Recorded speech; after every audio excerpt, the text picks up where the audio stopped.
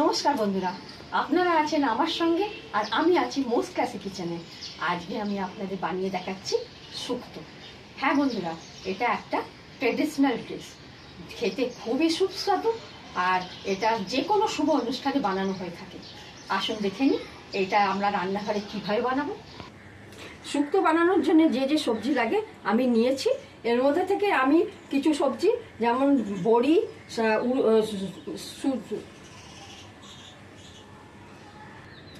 সিম, করলা, বেগুন আর কাঁচকলা আমি লম্বা করে কেটে ভেজে তুলে রেখেছি নুন দিয়ে অল্প। আর এখানে আমি পেঁপে, আলু, রাঙালু, মূলো আর ডাঁটাকে অল্প নুন আর জল দিয়ে ভাপিয়ে নিয়েছি।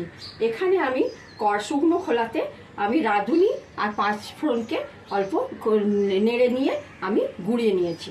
তারপরে রান্নার দিকে এগোনো যাক, বাদবাকি আমি উপকরণ আমি রান্না করতে করতে বলবো। আমি গ্যাস জ্বালিয়ে কড়া বসিয়ে দিয়েছি। এর মধ্যে 1 বড় চামচের মতন আমি সাদা তেল দেবো, বেশি দেবো না।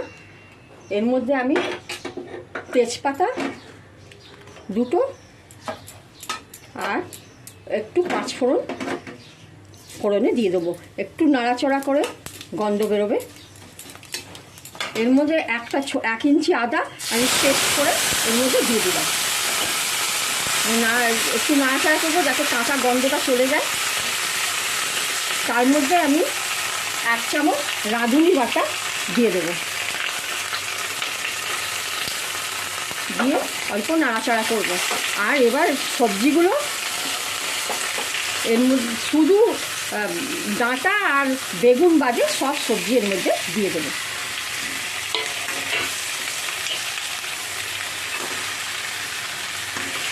নাড়াচাড়া করব। এই সময় আঁচটাকে আমি মিডিয়ামে রাখবো। আর এর মধ্যে নারকেল বাটা আমি বেটে রেখেছি 2 চামচ দিয়ে দেবো। আর দেবো 1 চামচ ছোটো চামচের গোলমরিচ গুঁড়ো দিয়ে আবারও নাড়াচাড়া করে দেবো। এবার এর মধ্যে আমি বড় চামচের 1 চামচ চিনি দেবো, মাপ মতন নুন দেবো।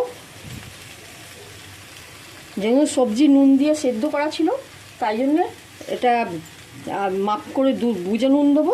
আর এখানে ভাপানো যে জলটা সেটা আমি দিয়ে দিলাম এর মধ্যে, সবজি ভাপানো জলটা দিয়ে নাড়াচাড়া করব। দেখুন জলটা ফুটছে সবজির। এবার এর মধ্যে আমি 1 বাটি দুধ দিয়ে দেবো। আর দেব ডাঁটা আর বেগুন, যেটা আমি আগের থেকে দিইনি, ওগুলো এর মধ্যে দিয়ে দেবো।